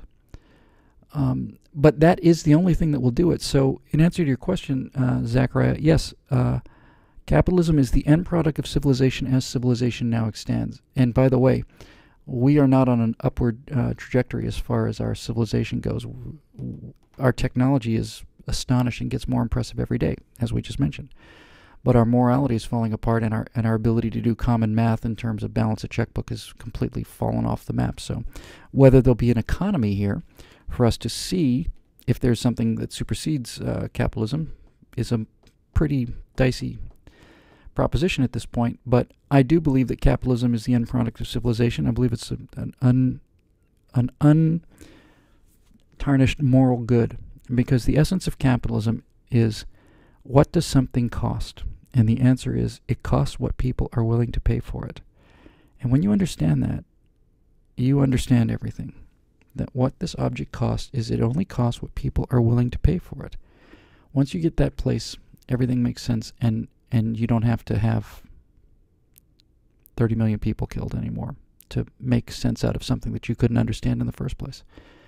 It costs what it costs, plus enough to make it worthwhile to do again. Pretty simple. So when you hear people talking about the $15 an hour minimum wage, they're going to price themselves out of work. People say, I can't live on minimum wage. You're not supposed to live on minimum wage. Minimum wage was designed for people to get into the marketplace. It was designed for teenagers. Those jobs are not supposed to be jobs that you live on. You're not supposed to be making a living at the fry station. That's what your kids do while they go through school, to get some money and get some experience and to learn how to show up at work, and then ask to become managers or go out and get better jobs. It's the first line on a resume, not the last line on a resume. But if people want to have a cow over it and walk out and demand more than they are worth, I hate to put it that brutally, but that's the fact, then they'll find out that it'll be cheaper to make the hamburger flipping robots, and then they won't have any work at all. And we're seeing this all throughout our society right now. All over the place. We are just walking away from reality, common sense. There's a great line in a play. What play was it? It's a play about actors. It's a play about a play. It might be Noises Off, or it might be A Life in the Theater. I'd bet $1 it's one of those two. It's a play about actors and being on stage. And these two guys are having an argument about which one of them is the better actor. And I think it's the older actor who says, I'm a far better actor than you. He says, how can you say such a thing? He says, what's the most that anyone has ever paid to see you? And the guy says, £5. And he says, well, people have paid £50 to see me. I'm a 50-pound actor. You're a 5-pound actor. I'm 10 times better than you. He's right. Now, that doesn't mean necessarily that he has more talent than the other guy. It doesn't even really mean that he does a better job of acting, but it does mean he has more value. And until the younger actor can prove that he's of equal or greater value by charging that much for his ticket, the older actor's right. He is worth more than the young guy because people have paid more to see him. This is why when you get into things like movie star salaries or the salaries of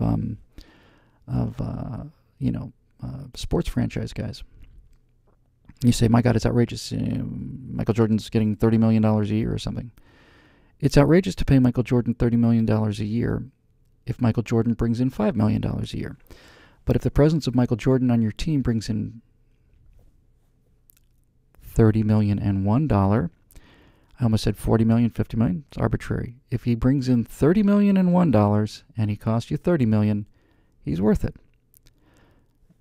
So I don't get all lathered up about these prices. These people, this market has completely fallen apart in the movie business. But Tom Cruise makes $20 million a movie and he gets it up front. And it's because Tom Cruise opens a $20 million movie. Used to. Those days I think are pretty much over. But anyway, there you go. So thank you for the Zechariah Tiemann's segment. Never done that before, but there were 6 of them in a row and they were all really interesting. So I took them all down to the final 3 and then we're going home. Brandon Wong asks, what do you think are the qualities necessary to be a man? I don't think there are many certainly the first question, the first one without doubt, is courage. There's no question in my mind that is the primary quality of manhood, is courage. In fact, I don't know if there's anything beyond courage. Mercy, maybe. What's the word? Compassion. If you are talking about being a man, then you're basically talking about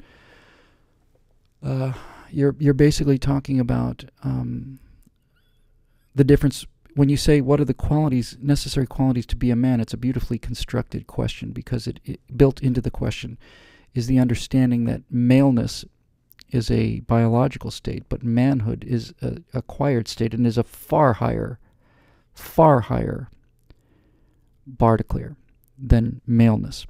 So, needless to say, there are a few women out there who are really excellent men. Shouldn't have to be that way.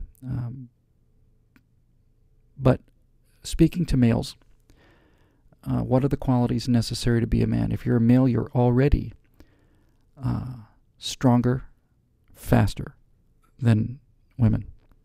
Far stronger and significantly faster. One of the great problems with our age is this inversion of fact. When I say that men are stronger and faster than women, that doesn't mean that women should be second-class citizens. It doesn't mean that women should be subjugated or any of that stuff. But it does mean that men are stronger and faster, because they are. They're a lot stronger. They're much faster. I realize with some shock myself that if you look at the time of the fastest woman in the world, the fastest woman sprinter on the planet in the Olympics, there's virtually no college in America that doesn't have several men that can make that time. And most high schools have males on their track teams that are faster than the fastest woman in the world. And when it comes to strength, it's even more pronounced. Some people will say, well, I know this woman who's faster than that guy. I can come up with examples, too, to show that the case is the case. So where are we starting from here? Well, we're starting from here, Brandon, because when I say the first quality is courage, men have an obligation, they have a moral obligation to deploy that strength and that speed in defense of people that don't have it. They have a moral obligation to defend people who are weaker than they are. That is what a man does. A man protects the good, and he is willing to do what is necessary to protect the good, up into and including the sacrifice of his life. You don't have to go much further than the Western to understand the essence of manhood as we understand it in the West, in the larger West, which is really the lesser West. But if you really want to understand manhood, all you have to do is just go rent High Noon, because that's really it. That's all you need to know. That's all you need to know is High Noon. Gary Cooper is the only man in the town, and he is the only one who has to face the incoming evil, because it's easy to hide behind the curtains, especially if you have a family. It's hard to be the one guy that's going to go out there and face these murderers who are going to kill everybody and bring ruin and bring slavery and death to the town. And so nobody wants to be the one person out there, so the only person who is the one person is the person who has the courage to give up everything, including his life, in order to go out there and save the village, the town. The irony, of course, is that if everybody had the kind of courage that Gary Cooper had, if the entire town were out there facing the incoming bad guys at noon, it'd be much easier to defend the town, but that's not how it goes. Mark Twain talks about this often. He talks about the difference between physical courage and moral courage. The fact that if somebody says, boys, we need volunteers for this mission, virtually everybody, I think he used it during the Spanish-American War, there was a call for volunteers to go on some dangerous mission to remove a ship that had been blocked in a harbor, and it looked like it was going to be a one-way suicide mission, and apparently the entire U.S. Navy volunteered, the entire fleet, every single hand on board, every single vessel volunteered. And what an incredible culture, and how proud we are, and so on and so forth. That's physical courage. But Twain makes the point. He said, what if they needed 10 men to go out and do something disgraceful and horrible? Something that if they survived, they wouldn't be cheered for, but something that they would be condemned for and spat upon for, but was equally necessary. How many people would volunteer to do it then? And the answer is not all of them. So moral courage is much more difficult. You have to have the courage to face that and the physical courage as well to go out and deal with it. So courage is number one. And then the second thing I think is just courage and kindness, because ultimately that courage has to be deployed to mitigate the strengths that males have. When I say mitigate them, I mean mitigate them against predators, against human predators, which are universally other men. It's not mostly, it's not like almost always, universally. The people doing the murdering and the raping and the killing, they're men, all of them. They're males. They're not men. They're unconstructed males. And so the only defense against these bands of unconstructed males that have plagued us throughout history, and all you have to do is go out in the streets of America's cities today, and not just the cities either. They're out there. They're out there all the time.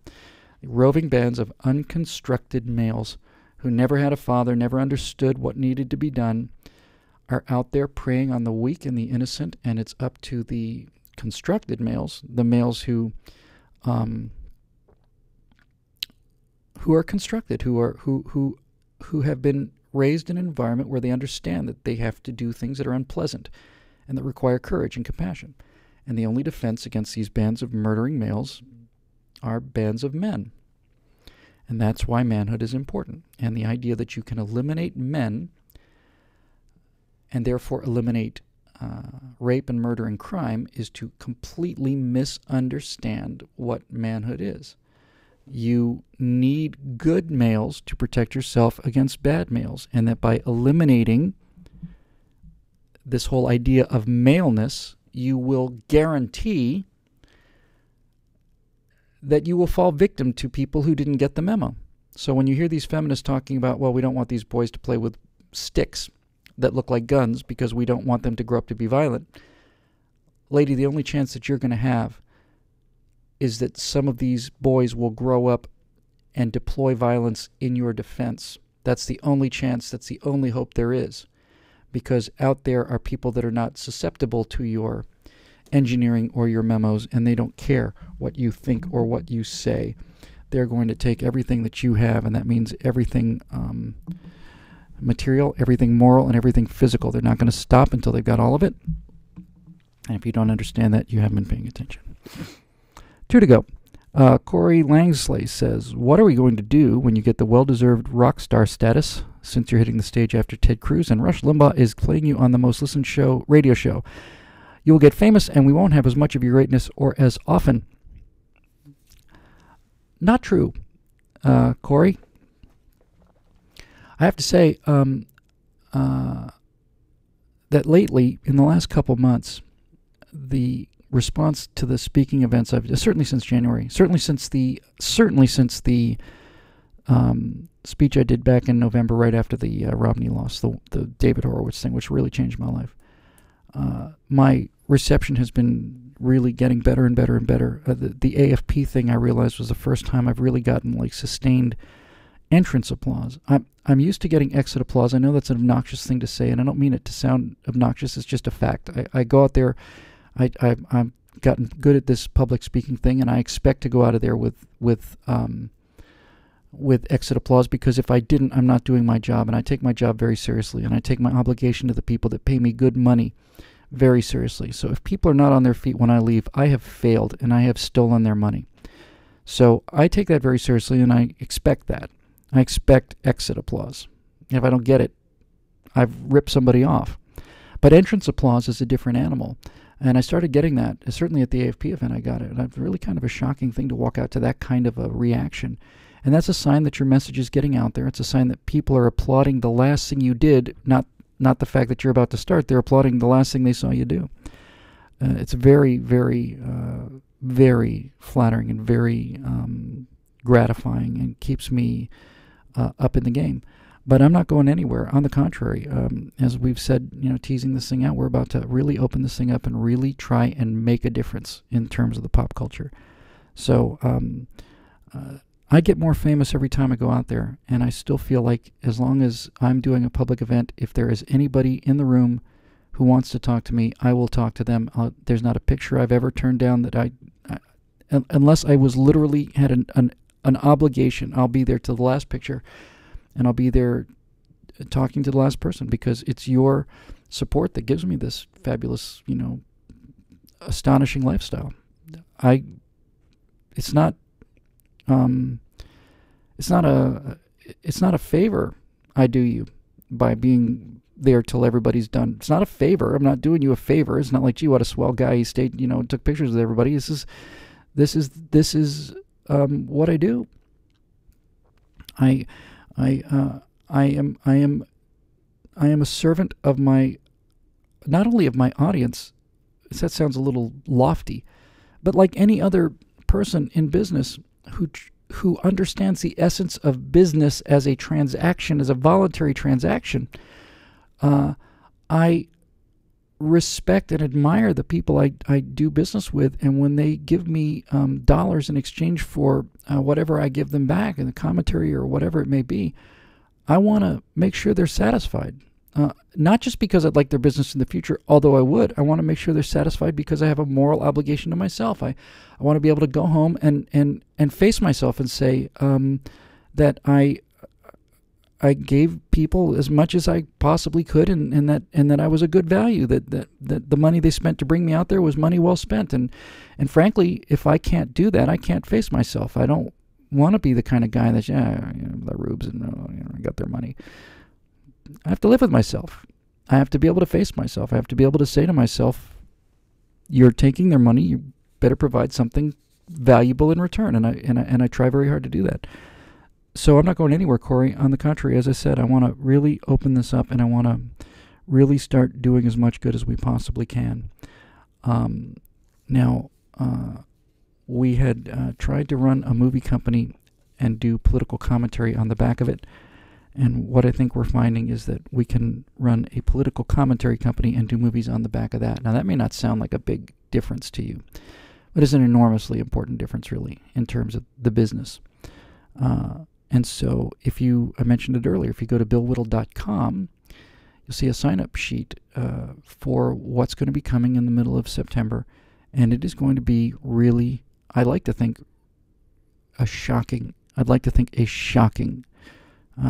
improvement in terms of what you get, not only from me, because the main thing that this sort of change and reboot and major effort on our part really is the ability to magnify for the first time my muscle power mechanically. And what I mean by that is, for the first time ever, because of your kindness and your support all across the board at PJTV membership, Declaration Entertainment, so on and so forth, for the first time I've had the ability to write checks. And the ability to write checks means that I can get other people in harness, in the right kind of harness. I can get other people in harness, and we can do more work than I could do by myself. When I say work, we could do more good than I can do by myself. And it takes money to hire people. The more people of quality that I hire, the more I can do upper level work in terms of the commentary and in terms of producing other people, and the less time I have to spend doing things like 14 hours of editing on a firewall. I did it for years because I had to, because we didn't have any extra resources, and now we have a little bit. And it occurred to me that if we could really open up the amount of resources, we could magnify dramatically the amount of good we could do. If I didn't think it was doing more good, I wouldn't do it. And if I thought it was just to enrich me more, I'd think about it, because I've been underpaid for a long part of my life. But the fact of the matter is, as we've been trying to explain here, the question about the internship and so on, this is an exchange. So if we're going to talk about opening up additional revenues and deploying them, then you damn well better get additional product, because if you don't, then you're getting ripped off. And I'm not in the mood to rip anybody off. I want to, as I say, I want to live with myself. So I think that's really, in a nutshell, what it is we're going to be trying to do. Is we're going to basically come back to you guys and say, here's the plan for us to do more. We tried some other things, some of which worked, some of which didn't, and and we want to do more. And if you think this is worthy, then we could use your help. And if you don't, you're going to get the stuff for free anyway, because it's important. It's nice to be able to live in a world where we're able to produce this stuff for free and keep it free, and it will be free. There's nothing. There may be a few things that we'll do that are special, but by and large, it's going to be able to do more stuff for free, and we'll be fine. We're going to be just fine. So this brings me to my last question for the night, which is from James Lofgren, who says, my question to you is, do you have any questions for us? It's a lovely question to end on. It's a very sweet question, James. Thank you. I do have a question for you guys to end on. And my question is this. What do you want to see? What do you want to see? What do you want to do? I know what I want to do. I want to keep doing these messages. I want to do the virtual presidency stuff. I want to produce people who deserve to be heard, and so I want to do that. I also want to do these movies, because these movies are a way to reach people in a way that they never could be reached otherwise. And so when we open this thing up in a couple of weeks, we're going to be showing how we can do all of those things better than we've done them in the past, much better. So ultimately, it really comes down to the core deployment of the philosophy we share, right? Ultimately, the philosophy we share is that we're free people, we're individual citizens, there's no coercion. No one's making you watch this show, no one's making you pay me, no one's making me do this. I do it because I enjoy it. If you think I'm good at it, then it's something you enjoy. I like the fact that it's free. It needs to stay free. But there's no buts. There's going to be more, and it's going to be free. For those of you who have the means to be able to help us do more, then one of the questions I have for you is, would you be willing to do more? Nobody understands better than I do. No one. But you just have to take my word for this. Better than I do. What it's like to live a life without reserve capital. So if anybody is out there for an instant feeling the slightest tinge of guilt or anything like that, please spare yourself and spare me. I'm a guy who freeloaded through life for most of his life. But now things are really coming together, and we've got a chance to really do some good and make a difference. And if you have the means to help us do that, we'll ask you to help us. And if you don't, that's okay, because I know for an absolute fact that everybody watching this wants to. And I really mean this when I say, in this economy especially, it is a brutal, brutal time to be out there doing that. But we're going to get out there and we're going to do it. We're going to do the free frontier too. We're going to do all those things. We're going to just get out there and do the best we can and have fun. And that's about all you can ask, I guess. So if you haven't been to BillWhittle.com yet, right now it's just a sign-up page. If you go to BillWhittle.com and enter your email, we'll give you advance notice of what we're doing, and we'll give you inside story on this, give you a chance to kind of get in early. Again, it's all free, so it's not like we're going to lock people out, but we will keep you informed and move this whole thing up, and then it'll be a chance to stay on top of that. By the way, we don't sell that email list, and we don't do anything with it other than communicate directly with you. So if you want to put your name in there, we'd love to have it, and we can start doing that. And somebody just mentioned T-shirts, and yeah, one of the things we're going to do is we're going to have a wizard store. And in that wizard store, we're going to have different. The beautiful thing about what we do is we have like different design elements. So one of the things we're going to have in that store is we're going to have a BillWhittle.com kind of design line with those kind of colors and that logo. And there's going to be a virtual presidency design line with those colors and those logos. There'll be a Stratosphere Lounge design line with those colors and that logo. And all of it will be there. And this private space program too, and movies, the whole thing. I'm just, for the first time in my life, ever,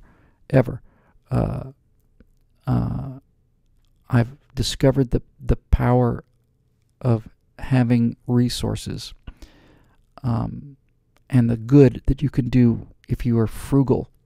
That's a really important term, frugal. with your resources. Frugality to me doesn't mean miserliness. It just means that a resource, a dollar sitting on the table is a precious commodity. Something can happen with that dollar. And so frugality means a commitment to making sure that you get as much motion out of that token as you possibly can. That doesn't mean you're afraid to spend them, and it doesn't mean you don't understand that sometimes you have to move a lot of them. But it does mean that it's a moral sin, in my opinion. It is a moral sin to waste the potential of a dollar. It's a sin to waste it through carelessness, laziness, lack of attention to detail. People make mistakes. Sometimes you make expensive mistakes. Those are honest mistakes. We learn from those. That's okay. But the ability to move, to do a unit of work with that dollar is limited by the maximum amount of work that dollar will do. And frugality is a commitment to making sure that you are doing your very level best to maximize the work that those tokens can do. And it is BillWhittle.com. BillWhittle.net is something that's just about to get blended into this giant mix of things. So anyway, about to launch a marketing program and all this other stuff. We've got some tremendous concept art for a couple of movies. We're getting Aurora textured. I hired a concept artist to do some creature studies. We put that up on the Facebook page. We'll be telling you about that too. We've got people like Lida who are just fantastic. People like Kara at imkara.com, which is not political.